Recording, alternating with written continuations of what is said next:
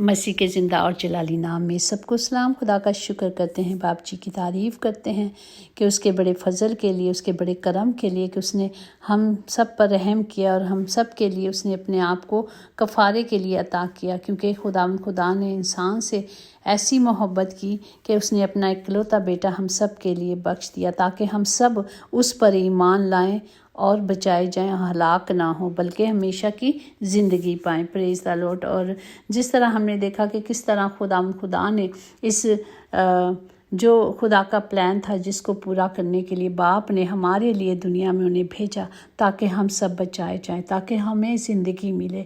اور پھر خدا نے وہ پورے اپنے باپ کی مرضی کو پورا کیا اور خدا سے منت بھی مانگی کہ اگر ہو سکتا ہے، لیکن اس نے کہا نہیں، میرے باپ کی مرضی پوری ہو، اور خدا نے اپنے باپ کی مرضی کو پورا کیا۔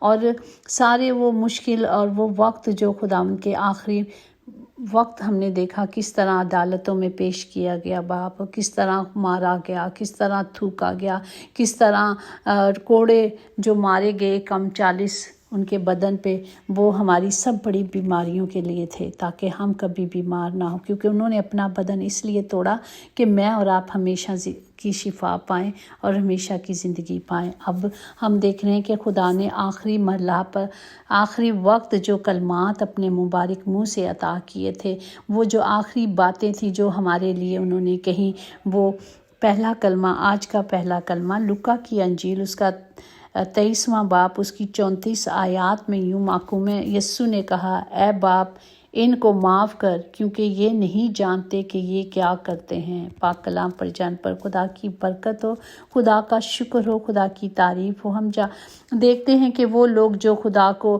ٹھٹھوں میں اڑا رہے تھے، وہ لوگ جو خدا کو مار رہے تھے اور کانٹوں کا تاج بنایا، لہو لہان کیا، اور جب خداوند زمین پہ گرتے تھے اور وہ جو کیچڑ تھا نیچے، وہ کیچڑ نہیں تھا، وہ تھا کہ لوگوں نے تھوکا ہوا تھا اور وہ تھوک ان کے منہ پہ لگ جاتا تھا۔ خداوند نے اتنی اذیت برداشت کی، اتنی کہ انہوں نے اس تکلیف کو بھی، مطلب ابھی تھوڑا وقت بھی نہیں ہوا تھا کہ چلو بھی انسان بھول جاتا ہے اور کچھ ٹائم ہو گیا ہے، اگنور ہو گیا ہے، لیکن وہ اسی وقت ان کے لیے معافی مانگ رہے تھے خدا سے کہ باپ جی نے معاف کر دے۔ کیسی محبت خدا نے دکھائی اور کیسی محبت کی کہ وہ جانتے تھے کہ ان کو نہیں جانتے کہ یہ کس کے ساتھ ایسا کر رہے ہیں۔ تو اس لیے ہمیں خدا نے ایک سبق دیا کہ ہم نے کیا کرنا ہے، معافی مانگنی ہے ایک دوسرے کے لیے، اور ایک دوسرے کو کیا ہے، معاف کرنا۔ اسی طرح پہلے بھی خدا نے متی کی انجیل میں اس کا 18واں باب اس کی 21-22 میں، جب اس وقت پطرس نے پاس آ کر اس سے کہا، اے خداوند، اگر میرا بھائی میرا گناہ کرتا ہے تو میں کتنی دفعہ اسے معاف کروں؟ کیا 7 بار تک؟ یسوع نے اس سے کہا، میں تجھ سے یہ نہیں کہتا کہ 7 بار، بلکہ 7 دفعہ کے 70 بار تک۔ مطلب تو معاف کرتا ہی جانا، یہ نہیں ہو کہ تنگ آ جائے، بلکہ ہر وقت تو معاف کرنا۔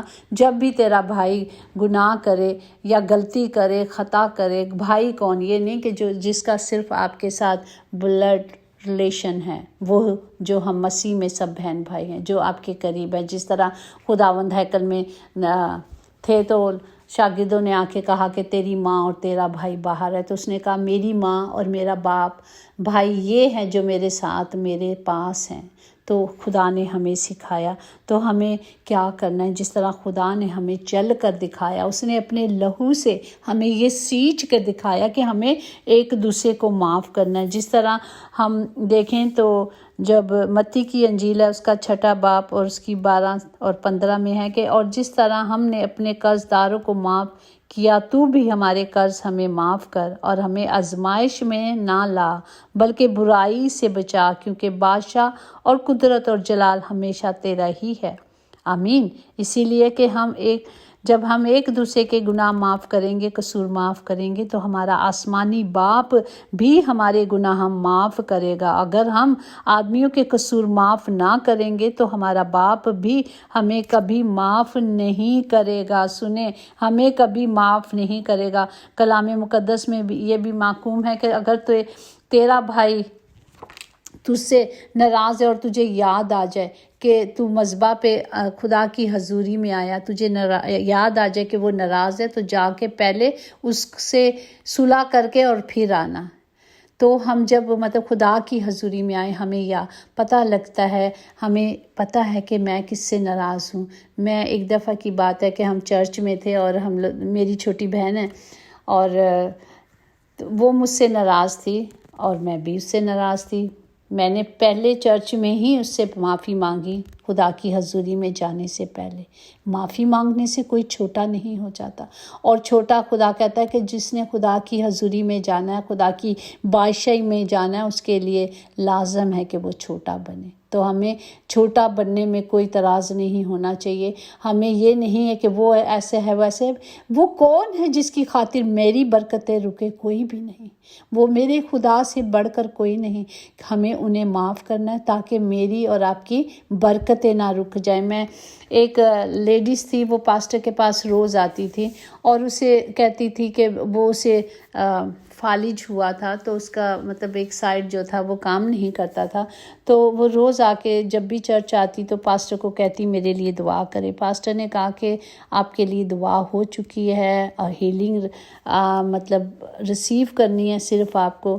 تو ایک دن پھر وہ پاسٹر کے آفس میں آ گئی، تو پاسٹر نے پوچھا کہ کیا کروں؟ کہتی آپ کہتے ہو کہ میری ہیلنگ ہو چکی ہے، مجھے صرف ریسیو کرنا ہے، تو ہو کیوں نہیں رہا؟ پاسٹر نے کہا کہ آپ اپنے آپ کو جانچنا ہے نا، کہ ہم نے خدا کا کلام کہتا ہے ہمیں اپنے آپ کو جانچنا ہے۔ اس نے کہا اگر آپ کے ساتھ کسی کی ناراضگی ہے، کچھ ہے، آپ اسے معاف کریں۔ تو اس نے کہا ہاں میری ساس کے ساتھ، پر میں اسے کبھی معاف نہیں کروں گی۔ اس نے کہا ٹھیک ہے، اگر نہیں معاف کرو گی تو ہیلنگ اسی کی وجہ سے رکی ہوئی ہے۔ تو پھر اس نے اسی وقت اپنے دل سے اسے معاف کیا اور وہ اسی وقت ہیل ہو گئی۔ مقصد یہ ہے کہ یہاں پر ہم یہ دیکھتے ہیں کہ بعض برکات ہماری کسی وجہ سے رکی ہوتی ہیں۔ جس طرح اگر ہم گاڑی چلا رہے ہیں، ایک راستہ بند ہے، تو ہم نے کیا کرنا ہے؟ راستے کو چینج کر لینا نا، دوسرا راستہ لے لینا۔ اسی طرح اگر ہم دیکھ رہے ہیں کہ میری برکتیں رکی ہیں، میرے کاروبار میں رکاوٹ ہے، میری صحت صحیح نہیں ہو رہی، میں بیماری سے شفا نہیں پا رہی، تو اس کا مقصد ہے کہ ہمیں اس چیز کو جانچنا ہے، اپنی زندگی سے پرکھنا ہے کہ میں کسی سے ناراض ہوں یا کوئی میرے سے ناراض ہے، جا کر اس سے معافی مانگنی ہے، تاکہ آپ کی وہ برکتیں جو خدا نے دی ہوئی ہیں، رکی ہوئی ہیں، وہ جو جوئے بندھن ہیں وہ ٹوٹیں یسوع نام سے۔ آمین، پریز دا لارڈ۔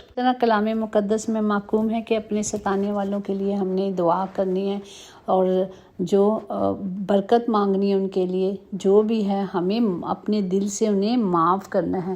اور ہمیں کیا خداوند نے ہی یہ سکھایا، اس کے کردار کو اپنے اندر ہم نے اپنا لینا ہے۔ جب ہم اس کے کردار کو اپنے اندر اپنائیں گے تو ہی اسی طرح ہم بچائے جائیں گے۔ جس طرح دیکھیں یسوع نے اپنے مرنے سے پہلے اپنے دشمنوں کو معاف کیا اور ان کے لیے معافی چاہی، اور اسی طرح اگر ہم دیکھیں یہی کردار ہم نے دیکھا کہ استفانس جو تھا اس نے اس کردار کو ادا کیا، اور اس نے بھی وہی یسوع کے کردار کو پہن لیا۔ آج یہ کردار میرے اور آپ کے اندر بھی ہونا چاہیے کہ ہمیں خدا نے یہ حکم دیا ہے۔ یہ جو آخری کلمات ہیں، آخری باتیں، جو آخری نصیحتیں ہوتی ہیں بڑوں کی جو منہ سے نکلتی ہیں، ہم دیکھتے ہیں بڑے کہتے ہیں کہ جس کی ڈیتھ ہوگی، آخری ٹائم میں انہوں نے کیا کہا، آخری ان کی کیا خواہش تھی، یا آپ کی آخری کیا خواہش ہے؟ ایسے ہی ہے نا۔ اسی طرح ہمارے باپ کی بھی یہ آخری تمنا تھی کہ ہم اس راستے پہ چلیں،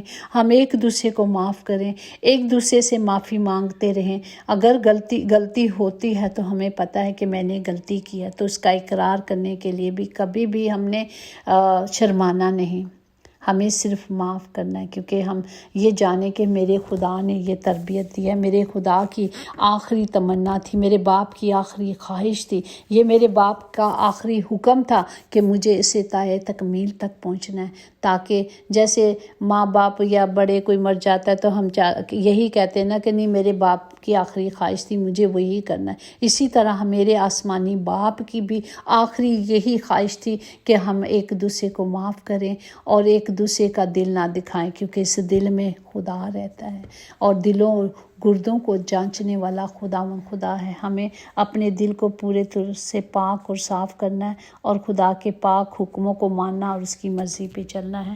خداوند ہمیں اس کلام کے وسیلے سے بڑی برکت دے، تاکہ ہم سیکھتے ہیں، ہم نے سیکھنا ہے، اپنی زندگیوں کو بدلنا ہے۔ جس طرح راستہ زندگی میں اگر کوئی کام نہیں ہو رہا تو ہم اس راستے کو بدل دیتے ہیں۔ ٹریفک بہت ہے تو ہم دوسرے شارٹ کٹ لے لیتے ہیں۔ اسی طرح ہماری زندگی، روحانی زندگی کے لیے بھی ہمیں اپنے راستوں کو بدلنا ہے، تاکہ ہماری برکات نہ رکی رہیں۔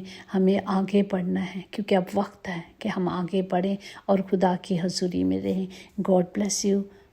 خدا آپ سب کو برکت دے، آپ سب کے ساتھ ہو۔ یقیناً بھلائی اور رحمت عمر بھر ہم سب کے ساتھ رہے گی، اور ہم ہمیشہ خدا کے گھر میں سکونت کریں گے۔ آمین آمین۔